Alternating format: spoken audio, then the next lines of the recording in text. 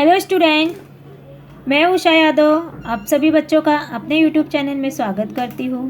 बच्चों, जैसे कि हम लोगों ने ग्रामर स्टार्ट किया था और ग्रामर में जो है हमारा एक टॉपिक हुआ है सर्वनाम, एक टॉपिक हमारा हुआ है संज्ञा।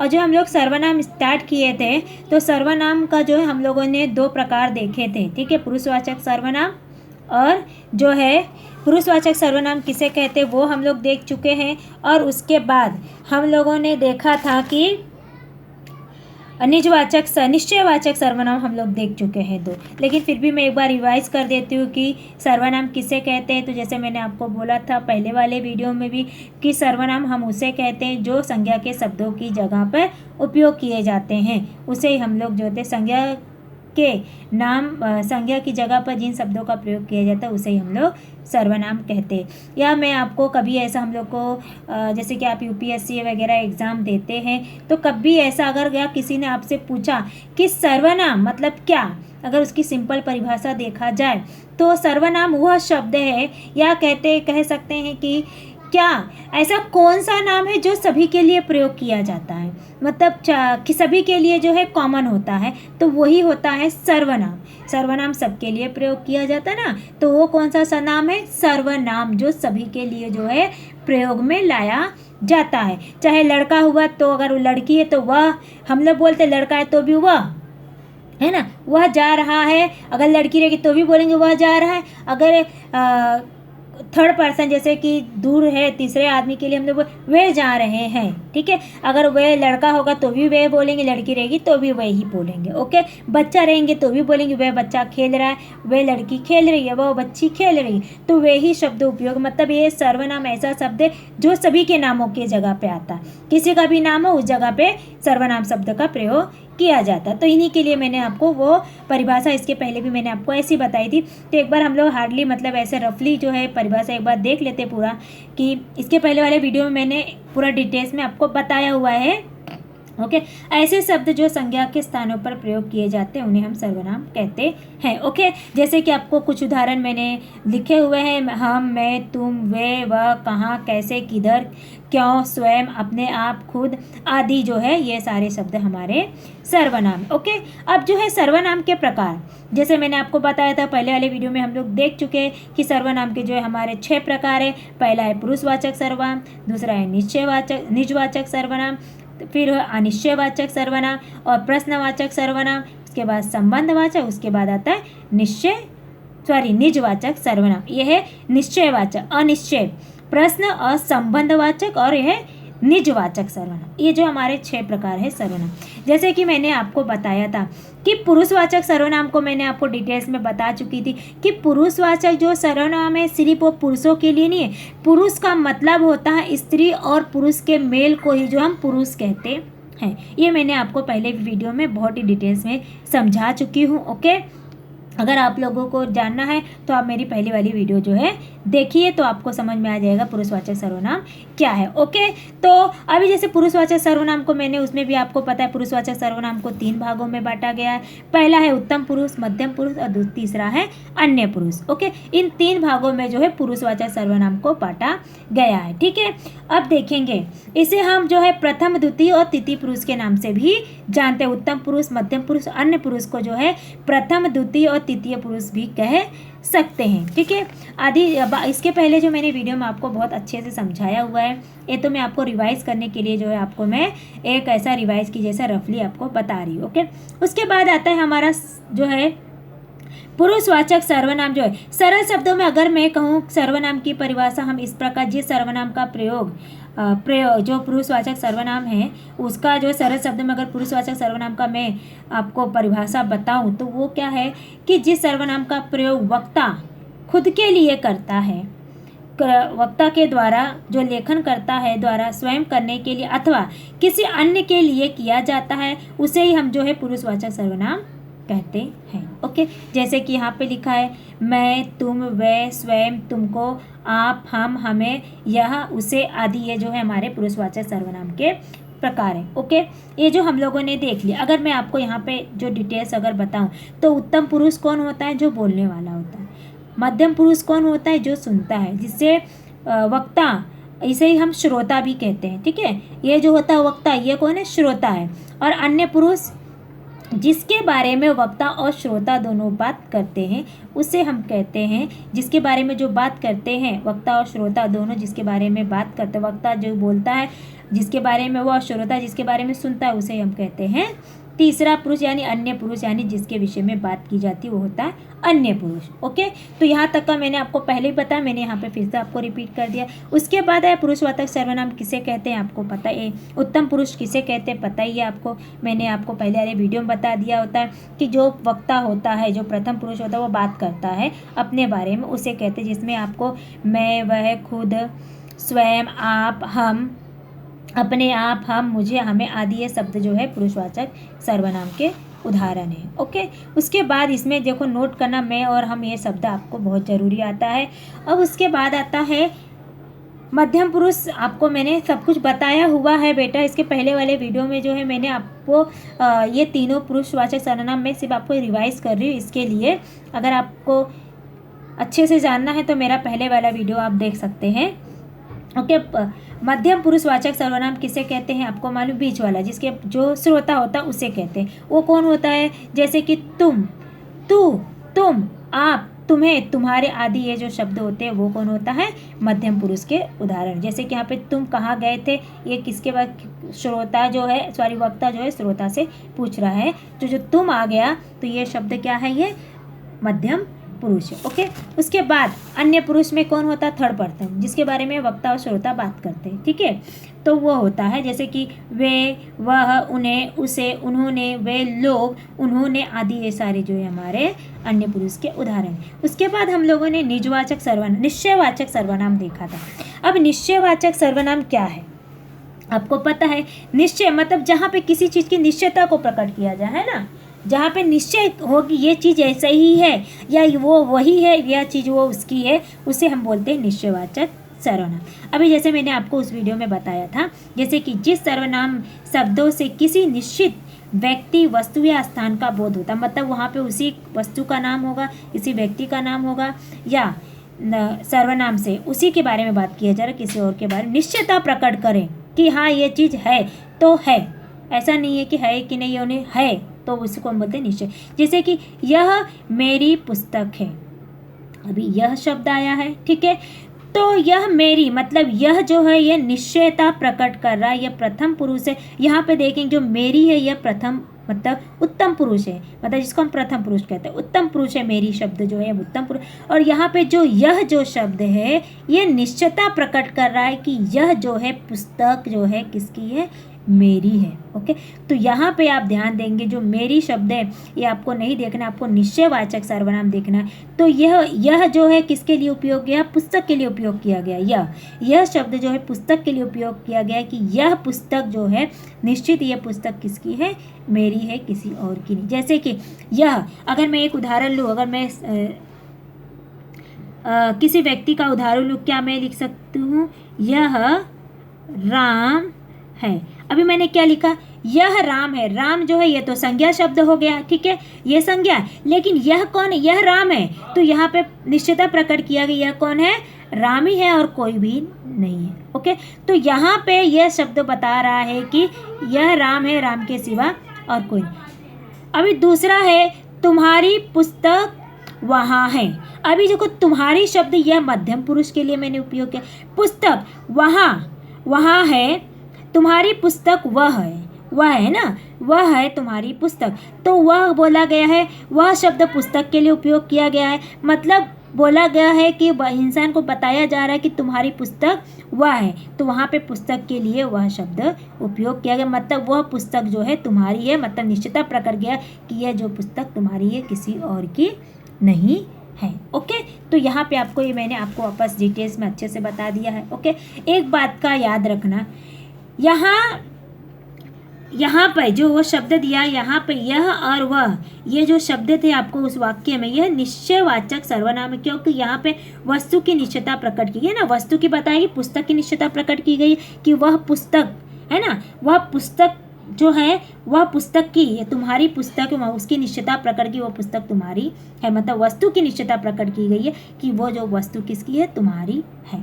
ओके, अब जो आते हमारा मेन टॉपिक पे, इतना तो मैंने आपको पहले वाले वीडियो में अच्छे से बता दिया था। अब जो हमारा थर्ड आता है, ओके, वो है अनिश्चयवाचक जो है सर्वनाम। अनिश्चयवाचक सर्वनाम मीन्स क्या, जैसे मतलब जिसकी कोई निश्चितता नहीं हो कि यह किसकी है, यह कौन है, मतलब वहाँ पे कोई निश्चित नहीं होता कि पर्टिकुलर वहाँ पे नहीं बताया जाता कि यह चीज़ इसी की है, या वहाँ पे वही व्यक्ति होगा, या वहाँ पे वो वही चीज़ है। जहाँ पे निश्चितता, जहाँ पे संशय, मतलब जहाँ पे संशय होता है, जहाँ पे कहा जा सकता है कि डाउट होता है कि यह किसकी है किसकी नहीं है, जहाँ पे हमें निश्चय नहीं होता है, जहाँ पे हम कंफर्म नहीं होते हैं, ठीक है, उसे हम कहते हैं अनिश्चयवाचक सर्वनाम। तो देखेंगे हाँ कि इसकी परिभाषा क्या बनती है कि जिस सर्वनाम शब्दों से, मतलब जिस सर्वनाम शब्द से किसी निश्चित व्यक्ति, वस्तु या स्थान का बोध नहीं हो, मतलब यहाँ पे क्या कहा गया, चाहे वो कोई व्यक्ति हो, चाहे वो किसी कोई वस्तु या कोई स्थान हो,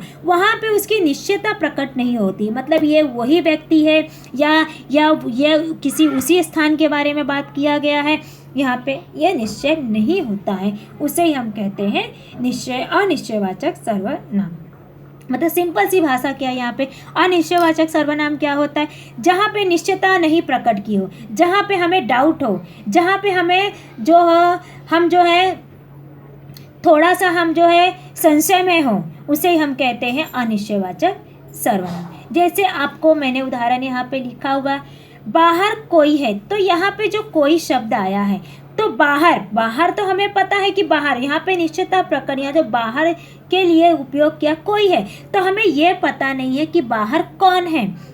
पता है कि हाँ यहाँ पे कोई व्यक्ति, कोई लड़का है, बच्चा है, मतलब वहाँ पे यहाँ नहीं बताया गया है, किसी का नाम नहीं बताया गया, कोई शब्द, मतलब कोई भी हो सकता है, राम हो सकता है, श्याम हो सकता है, या कोई लड़की हो सकती है, या कोई बच्चा हो सकता है, या कोई वस्तु भी हो सकती है, ये हमें नहीं पता। तो यहाँ पे जो कोई शब्द से हमें पता चल गया है कि यह जो है अनिश्चयवाचक सर्वनाम जो है कोई शब्दों का उपयोग है। माँ कुछ खाने को दो, तो यहाँ पे जो है आप देखेंगे माँ शब्द जो है ये क्या है, जातिवाचक सर्वनाम है, ठीक है, जातिवाचक संज्ञा है, सॉरी सर्वनाम नहीं बोली, जातिवाचक संज्ञा, क्योंकि सभी माँ तो माँ ही होती है। ओके, खाना शब्द, खाना तो सभी प्रकार के होते हैं, कोई भी खाने को खाना ही हम बोलते हैं। ओके, तो यहाँ पे खाने को तो वो मांग रहा है बच्चा, तो यहाँ पे जो आप कुछ शब्द का जो प्रयोग किया, जो कुछ है, तो उसने खाने के लिए क्या मांगा है वो नहीं माना, उसने क्या, माँ मुझे कुछ खाने को दो, तो यहाँ पे जो है कुछ भी खाने के लिए मांग रहा है, उसने कुछ निश्चय नहीं बताया कि मुझे रोटी दो,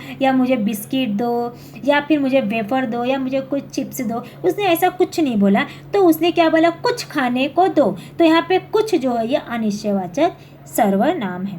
ओके, उसके बाद थर्ड उदाहरण मैंने लिया है, पापा मेरे लिए कुछ लाए हैं, पापा मेरे लिए, ठीक है, तो मेरे शब्द ये तो प्रथम पुरुषवाचक सर्वनाम हो, जिसे आपको यहाँ पे पता चल गया ना, ये प्रथम, मेरे, ठीक है, मेरा जो है ये क्या, प्रथम पुरुष, पापा ये भी आपको मालूम है क्या आएगा। उसके बाद लिए कुछ, यहाँ पे कुछ जो शब्द है वो क्या है, लाना, ये तो लाए या क्रिया है। ओके, ये तो क्रिया है लाए, लेकिन कुछ जो है यह अनिश्चय है, क्या लाए है वो हमें पता नहीं, हमें निश्चित नहीं पता है कि मेरे लिए टेडी बियर लाए, मेरे चॉकलेट लाए, मेरे लिए बिस्किट लाए, क्या मेरे लिए कोई टॉय लेके आए, कौन सा टॉय लाए वो हमको पता ही नहीं है, इसलिए वहाँ पे कुछ शब्द का प्रयोग किया, क्या लाए हैं वो हमें पता नहीं। जैसे अभी एक उदाहरण मैं और ले लेती हूँ कि माँ बाजार से झोले में कुछ लाई है, अभी झोले में क्या है वो हमें निश्चयता नहीं। अभी किसी बच्चे ने अगर क्लास में आपको बोला, कोई बच्चा जो है क्लास में प्रथम आया है, या किसी बच्चे ने जो है ड्राइंग कंपटीशन में कोई बच्चा जो है प्रथम आया है, ठीक है, अभी यहाँ पे कोई शब्द, कोई स्टूडेंट अपने क्लास से जो है प्रथम आया है ड्राइंग क्लास में, तो कोई शब्द जो है तो वो क्या, अनिश्चितता प्रकट, कौन है वो निश्चय नहीं बताया गया, कोई तो है, तो वहाँ पे जब उसका नाम लिया जाएगा तब निश्चित होगा, लेकिन यहाँ पर जब कोई आ गया तो वहाँ पे हमें संशय है, हमें ये पता नहीं चला कि कौन है। ओके, तो सीधी सी बात है कि यहाँ पे हमें जो है अनिश्चयवाचक सर्वनाम में हमें संशय होता है, हमें यह पता नहीं होता है कि वो कौन है या किसके बारे में बातें की जा रही है। ओके, अब जो देखेंगे सबसे इम्पोर्टेंट नोट्स यहाँ पे क्या आपको ध्यान देना है, यहाँ पर जो है आपको जो ऊपर दिया यहाँ पे कोई और कुछ शब्द जो है अनिश्चयवाचक सर्वनाम, क्योंकि इन शब्दों से वस्तु की निश्चयता जो है प्रकट नहीं हो रही। यहाँ पे किसी भी चीज़ की जो है निश्चयता प्रकट नहीं हो रही है कि यहाँ की वो चीज़ क्या है, या बाहर कौन खड़ा है यहाँ पे नहीं पता है, माँ मुझे क्या खाने को मांग रहा है ये नहीं पता है, पापा क्या लाए हमें पता नहीं है, अनिश्चयवाचक सर्वनाम है, वो कुछ भी हो सकता है। ओके, अब उसके बाद जो है यहाँ तक तो मुझे लगता है आपको समझ में आ गया। अब बेटा आगे आता है, हमारी बात आती है, आगे हम चलते हैं, देखते हैं कि चौथा जो प्रकार है प्रश्नवाचक। आपको पता चल गया प्रश्न मतलब जहाँ पे कोई प्रश्न किया जाए, जैसे आपको प्रश्न तो पता ही है, प्रश्नवाचक सर्वनाम क्या होगा कि कौन, क्यों, किस लिए, किसको, किसके द्वारा, ये जो आदि जो शब्द होते वो हमारे प्रश्नवाचक सर्वनाम होते, जो हम क्वेश्चन करने के लिए उपयोग में लाते हैं। ओके, अब आता है हमारा प्रश्नवाचक सर्वनाम की, देखेंगे परिभाषा क्या है। जिस सर्वनाम शब्दों से किसी प्रश्न का बोध होता, मतलब ऐसा जो सर्वनाम होता है जिससे हमें किसी प्रश्न का बोध होता है, उसे हम कहते हैं प्रश्नवाचक सर्वनाम। तो आपको प्रश्न से इसमें तो कोई पहचानने में, एक बात ध्यान देना, प्रश्नवाचक सर्वनाम आपको पहचानने में बहुत ईजी होता है, क्योंकि इससे जो हमें प्रश्न ही होता है जो कि हम लोग पढ़ते रहते हैं, क्यों, किस लिए, किसका, ठीक है, आदि जो होता है प्रश्न के जो प्रकार होते हैं। ओके, जिसको हिंदी में बोलते हैं WH फैमिली। ओके, तो आपको इस प्रकार से याद हो जाता है कि इस प्रश्नवाचक सर्वनाम से क्या, जैसे कि कौन, किसका, क्या, किस लिए आदि जो होते हैं हमारे प्रश्नवाचक सर्वनाम होते हैं। अब उसके बाद बढ़ते हैं हम आगे कि उदाहरण के लिए बंदर बोल रही मैं, सॉरी उसके लिए, उदाहरण के लिए अंदर कौन है, तो यहाँ पे क्वेश्चन मार्क है, तो यहाँ पे क्वेश्चन किया गया है, सामने वाले ने क्वेश्चन किया अंदर कौन है, तो यहाँ पे जो कौन आया है, क्वेश्चन किया कि कौन है, तो जब सामने वाला रिप्लाई देगा तो हमें उसका आंसर मिलेगा। ओके, प्रेमा क्या कर रही है, तो यहाँ पे क्वेश्चन किया गया है कि तुम क्या कर रहे हो, उससे पूछा जा रहा है कि प्रेमा जो है क्या कर रही है, तो यहाँ पे क्या और जो कौन है यह प्रश्नवाचक सर्वनाम है। ओके, नाउ आपके डाउट्स क्लियर होंगे। अब उसके बाद देखेंगे कि मैं आपको बार बार बोली, अगर किसी बच्चों को या किसी को भी अगर कुछ प्रॉब्लम है, जैसे ग्रामर में सिखा रही हूँ, अगर आपको कोई डाउट रहेगा तो आप जो है मुझसे कमेंट करके पूछ सकते हैं, ठीक है। ओके, उसके बाद आता है पांचवा हमारा आता है संबंधवाचक सर्वनाम। जैसे आपको संबंध का मतलब क्या होता है, किसी से रिश्ता, है ना। संबंध का मतलब क्या होता है, कनेक्शन। ओके, किसी से किसी का रिलेशन या किसी से किसी का कनेक्शन को हम बोलते हैं संबंध। जैसे आपसे कोई पूछा माँ बेटे का संबंध, बाप बेटी का संबंध, है ना, हमारा उनका क्या संबंध है, बेटी और पिताजी का हमारा संबंध है, बाप बेटी का संबंध है ना। तो उसी प्रकार से जो होता है सर्वनाम में भी संबंध होते हैं। मतलब क्या होता है, एक सर्वनाम का दूसरे सर्वनाम से संबंध होता है। जैसे मैंने आपको बोला बच्चे और माँ का संबंध होता है, बच्चे और किसी का भी संबंध हो सकता है ना, पति का पत्नी से संबंध है, ठीक है, पति और पत्नी बताइए संबंध है उनका आपस में, दोनों में पति पत्नी का संबंध, या भाई बहन का संबंध आपस में, दोनों का संबंध है, दोनों एक दूसरे से कनेक्शन में, बच्चे और माँ का संबंध है। उसी प्रकार से हम जो पुरुषवाचक सर्वनाम में जो हमारा एक संबंधवाचक सर्वनाम आता है, जिस प्रकार से हमारे आपस में संबंध होते हैं अपने रिलेशन में, उसी प्रकार से यहाँ पे भी एक संबंध बनता है, उसे हम कहते हैं यहाँ पे। लेकिन सर्वनामों का संबंध बनेगा, एक सर्वनाम का दूसरे सर्वनाम से जो है कनेक्शन होगा, वो एक सर्वनाम दूसरे सर्वनाम से उसका जो है रिलेशन होगा, उससे जो उसका संबंध होगा। ओके, तो देखेंगे जो सर्वनाम शब्द वाक्यों में किसी अन्य सर्वनाम शब्द के साथ संबंध स्थापित करता है, मतलब वो अपना संबंध जो होता है वाक्य में,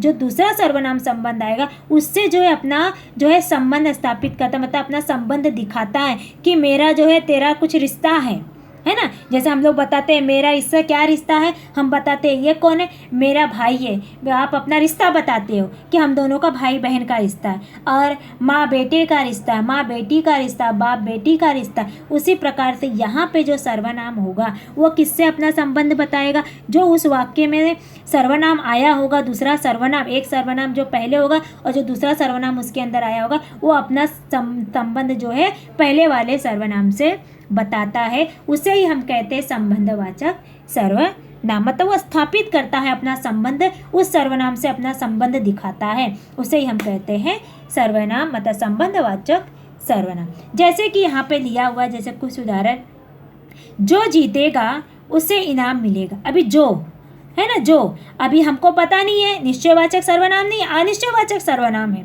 ठीक है। ये जो मतलब कौन, पता नहीं, जो, उसे, ठीक है, ये उसे भी है क्या, जो और उसे, मतलब जो जीतेगा, इसका जो संबंध किससे किया गया है, उसे से किया, मतलब जो जीतेगा उसे जो है उसे इनाम मिलेगा। तो यहाँ पे जो है उससे जो है सर्वनाम से उसका संबंध बताया गया है कि जो जीतेगा उसे ही इनाम मिलेगा।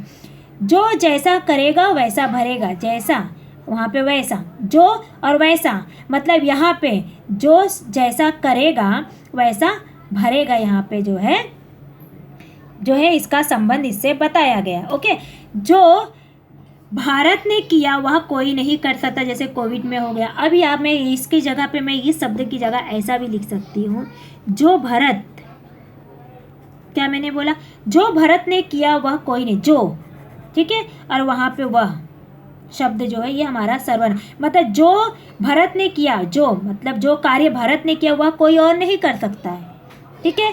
किया मतलब वह कोई दूसरा इंसान रहेगा भारत की जगह तो वह नहीं कर सकता है, वो कार्य वह कोई नहीं कर सकता, मतलब कि जो कार्य, मतलब यहाँ पे उस कार्य के बारे में बताया जाए, वह कोई नहीं कर सकता, जो भारत ने किया वह कोई नहीं कर सकता है।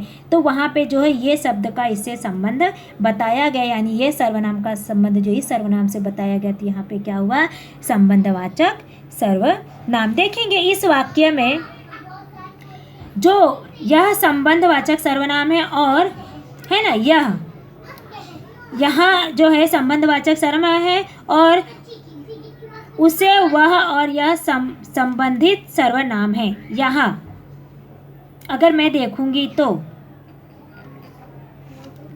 कि इस वाक्यों में जो यहाँ पे आया नहीं है, सॉरी, कि यहाँ पे जो अगर आप देखेंगे थोड़ा सा रॉन्ग हो गया है, जैसे कि मैंने उसे, यहाँ पे आना चाहिए जो, ठीक है, गलत हो गया, जो संबंधवाचक सर्वनाम और उससे, ठीक है, वह जो आया है, ठीक है, और यह संबंधवाचक सर्वनाम है। यहाँ पे जो देखेंगे कि यहाँ पे वह और जो यहाँ पे वह, ये दोनों जो है इससे संबंध रख रहे हैं, दोनों जो उसे से, ये यहाँ पे देखेंगे उसे, वह, और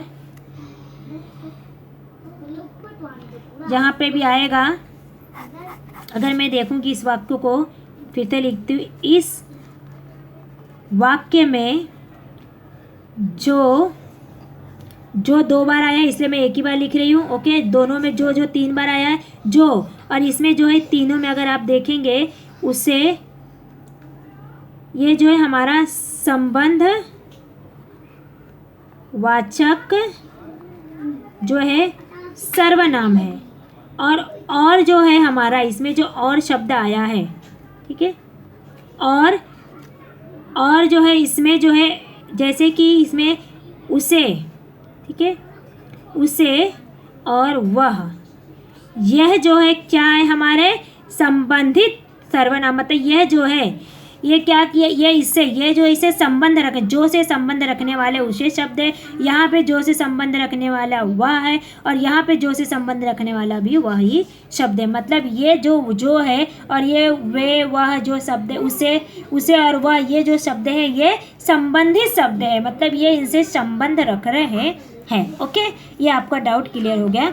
अब उसके बाद देखो इसमें ध्यान देने वाली योग्य बातें क्या है।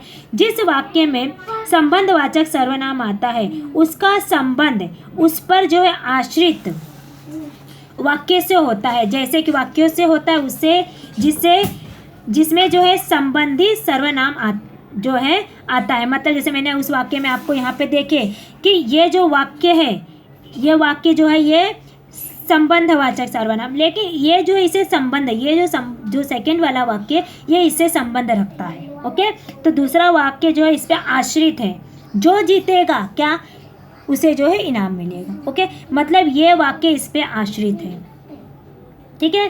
तो जो जीतेगा ये जो है एक दूसरे पर आश्रित जो है वाक्य, मतलब ये संबंध पर, उसका जो संबंध उस पर आश्रित होता है, ये आपको ध्यान में रखना है कि उस वाक्य से रहता है जिससे संबंध सर्वनाम आता है। ठीक है, अब आता है हमारा छठा और लास्ट आता है सर्वनाम में हमारा निजवाचक सर्वनाम। निजवाचक, निज का मतलब आपको पता चल गया खुद का, निज मतलब खुद का, जिसमें हमें खुद की निजता, मतलब यह मेरी चीज़ है। ठीक है, जहाँ पे हम निजता प्रकट करते हैं, निजतत्व की, या कहते हैं निश्चयता, जिसमें हम लोग निजीपन का बोध होता है, जिस सर्वनाम से जहाँ पे निजीपन का बोध होता है उसे बोलते हैं निजवाचक सर्वनाम। जहाँ पे हम कहते हैं ना यह रूम मेरा, मतलब निजी, आपको कोई पूछता आपका रूम निजी है, बोलोगे हाँ निजी, मेरा खुद का है। ठीक है, तो वहाँ पे निजता प्रकट किया जाता है, वो वैसे सर्वनाम को निजवाचक सर्वनाम कहते हैं। जैसे कि जिस सर्वनाम शब्द का प्रयोग निजी तत्व दर्शाने के लिए किया जाता है उसे निजवाचक सर्वनाम, मतलब निजी तत्व, निजी तत्व का मतलब क्या है, निश्चित निजी का बोध होता है, मतलब जो है निजिता का जो वहाँ पे प्रयोग किया जाता है। ओके, ऐसे जैसे कि आप, अपने आप, स्वयं, खुद। जैसे मैं अपना होमवर्क खुद करती हूँ, तो होमवर्क कौन करता है, खुद, स्वयं करती हूँ, खुद से करती हूँ, वहाँ पे निजता प्रकट किया। कि जैसे आपको उदाहरण के द्वारा समझ में आ जाएगा, मैं अपने आप खाना ले लूँगा, तो यहाँ पे अपने शब्द आया ना, मैं अपने आप शब्द अपने आप भी हो सकता है, अपने आप जैसे, लेकिन आप जो है यहाँ पे वो गलत यहाँ पे रही जाएगा, अपने की जगह आप। ठीक है, तो यहाँ पे अपने आप, ये जो शब्द आप देखें, मैं अपने आप खाना ले लूँगा, तो वो खाना खुद, स्वयं, मतलब यहाँ पे निजता प्रकट कर रहा है कि वो खाना जो है खुद ले लेगा, किसी की ज़रूरत नहीं। तुम्हें अपना काम स्वयं करना चाहिए, यहाँ पे स्वयं शब्द आया है, तो यहाँ पे जो स्वयं शब्द है यहाँ पे खुद करना चाहिए, खुद के बारे में वहाँ पे निजता प्रकट किया गया है कि तुम्हें अपना काम जो है स्वयं करना चाहिए, किसी और पे आश्रित नहीं, यहाँ पे निजता प्रकट की गई। मोहन अपने आप को सुधार रहा है, यहाँ पे अपने आप। ठीक है, अपने आप, अपने भी हो सकता है, अपने आप को भी ले सकता है कि मोहन अपने आप को, खुद को वो सुधार रहा है, तो यहाँ पे जो है क्या आ गया, हमारा निजी तत्व का बोध हो रहा है। जैसे कि आप, और यहाँ पे जो आप और स्वयं, यह निजी तत्व सर्वनाम है, क्योंकि यह शब्द जो है निजी तत्व का जो है बोध करा रहे या दर्शा रहे हैं, बता रहे हैं, अपने स्वयं खुद के बारे में बोध करवा रहे हैं, उसे ही हम कहते हैं निजवाचक सर्वनाम। तो बच्चों, जो मैंने आपको आज सर्वनाम के बारे में बताया है, ये मेरा टॉपिक रह गया था। ओके, तो आज जो है हमारा सर्वनाम, यह पूरी टॉपिक ख़त्म होती है। आई होप कि आप सभी को जो है सर्वनाम जो है अच्छे से समझ में आ गया होगा, कि हम जो है सर्वनाम के जो 6 प्रकार पढ़े आपको अच्छे से समझ में आ गया होगा, और आपको कोई डाउट नहीं होगा कि सर्वनाम पहचानने में आपको कभी कोई कठिनाई नहीं होगी। ओके, और अगर आपको कुछ डाउट रहेगा तो आप मुझसे कमेंट करके पूछिए। ओके, चलिए मिलते हैं हम नेक्स्ट वीडियो में आपसे, तब तक के लिए आप सभी बच्चों का धन्यवाद, बाय बाय।